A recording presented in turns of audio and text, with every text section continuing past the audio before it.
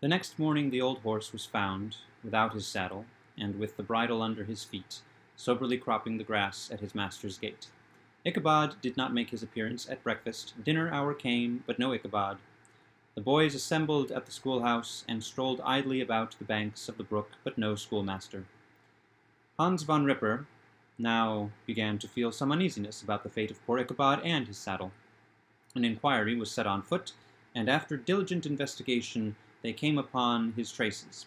In one part of the road leading to the church was found the saddle, trampled in the dirt, the tracks of horses' hoofs deeply dented in the road, and evidently at furious speed, were traced to the bridge, beyond which, on the bank of a broad part of the brook, where the water ran deep and black, was found the hat of the unfortunate Ichabod, and close beside it a shattered pumpkin.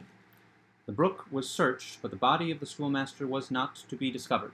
Hans van Ripper, as executor of his estate, examined the bundle which contained all his worldly effects. They consisted of 2 shirts and a half, 2 stocks for the neck, a pair of 2 of worsted stockings, an old pair of corduroy small clothes, a rusty razor, a book of psalm tunes full of dog's ears, and a broken pitch pipe. As to the books and furniture of the schoolhouse, they belonged to the community, excepting Cotton Mather's History of Witchcraft, a New England almanac, and a book of dreams and fortune-telling, in which last was a sheet of foolscap, much scribbled and blotted in several fruitless attempts to make a copy of verses in honor of the heiress of Van Tassel. These magic books and the poetic scrawl were forthwith consigned to the flames by Hans van Ripper, who, from that time forward, determined to send his children no more to school, observing that he never knew any good come out of this same reading and writing. Whatever money the schoolmaster possessed, and he had received his quarter's pay but a day or 2 before, he must have had about his person at the time of his disappearance. The mysterious event caused much speculation at the church on the following Sunday. Knots of gazers and gossips were collected in the churchyard, at the bridge, and at the spot where the hat and pumpkin had been found. The stories of Brower, of Bones, and a whole budget of others were called to mind, and when they had diligently considered them all and compared them with the symptoms of the present case, they shook their heads and came to the conclusion that Ichabod had been carried off by the galloping Hessian. As he was a bachelor and in nobody's debt, nobody troubled his head any more about him.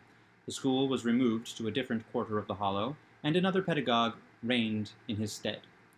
It is true an old farmer who had been down to New York on a visit several years after, and from whom this account of the ghostly adventure was received, brought home the intelligence that Ichabod Crane was still alive, that he had left the neighborhood partly through fear of the goblin and Hans van Ripper, and partly in mortification at having been suddenly dismissed by the heiress, that he had changed his quarters to a distant part of the country, had kept school and studied law at the same time, had been admitted to the bar, turned politician, electioneered, written for the newspapers, and finally been made a justice of the 10-pound court.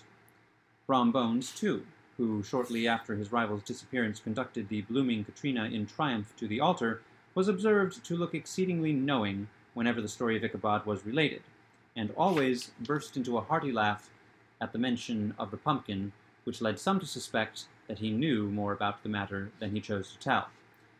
The old country wives, however, who are the best judges of these matters, maintain to this day that Ichabod was spirited away by supernatural means, and it is a favorite story often told about the neighborhood around the winter evening fire. The bridge became more than ever an object of superstitious awe, and that may be the reason why the road has been altered of late years, so as to approach the church by the border of the mill pond. The schoolhouse, being deserted, soon fell to decay, and was reported to be haunted by the ghost of the unfortunate pedagogue, and the ploughboy loitering homeward of a still summer evening has often fancied his voice at a distance chanting a melancholy psalm tune among the tranquil solitudes of Sleepy Hollow. Postscript found in the handwriting of Mr. Knickerbocker. The preceding tale is given almost in the precise word in which I heard it related at a corporation meeting of the ancient city of Manhattoes, at which were present many of its sagest and most illustrious burghers. The narrator was a pleasant, shabby, gentlemanly old fellow, in pepper-and-salt clothes, with a sadly humorous face, and one whom I strongly suspected of being poor. He made such efforts to be entertaining.